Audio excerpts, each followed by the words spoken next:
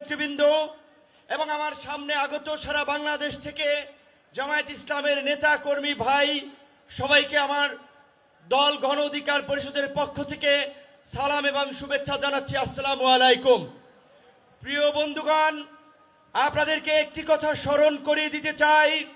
আপনারা যদি ইসলামী রাজনীতি করেন, ইসলামী মূল্যবোধকে সামনে রেখে কথা বলেন, নিশ্চয়ই আপনারা জানেন আল্লাহ তাআলা মানুষকে ধন সম্পদ এবং ক্ষমতা দিয়ে এবং নিয়ে পরীক্ষা করে। গত 16 বছরে আমাদের কাছ থেকে আল্লাহ তাআলা নিয়েছেন, আমাদের ধৈর্যের পরীক্ষা নিয়েছেন। আমরা সেই পরীক্ষায় উত্তীর্ণ হয়েছি বলেই আমাদেরকে এই রহমতের জুলাই উপহার দিয়েছিলেন। যেই জুলাইয়ে আমরা বাংলাদেশের মানুষের উপরে চেপে থাকা দৈত্য দানবের মতো 16 বছরের ফাঁসিবাদকে পরাজিত করেছি।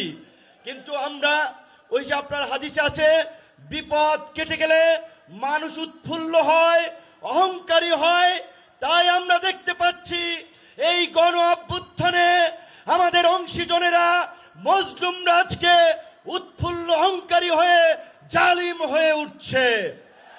তাই আপনাদেরকে মনে করিয়ে দিতে চাই, আমরা যদি সীমা লঙ্ঘন করি, শেখ হাসিনার মতো আল্লাহ পাকও কিন্তু আমাদেরকে ছাড় দিবেন না।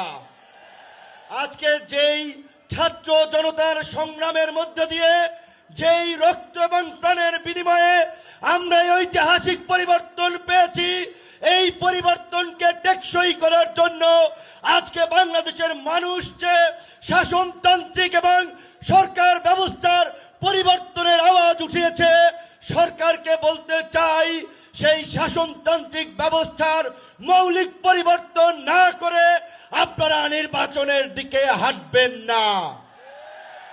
নির্বাচনের আগে সমস্ত রাজনৈতিক দল যেন নির্বিঘ্নে প্রচারণা করতে পারে, নিরপেক্ষ একটি প্রশাসনিক এবং রাষ্ট্র ব্যবস্থা থাকে, সেই লেভেল প্লেইং ফিল্ড নিশ্চিত করতে হবে, যেটা আজকের এই সমাবেশের একটি দাবি।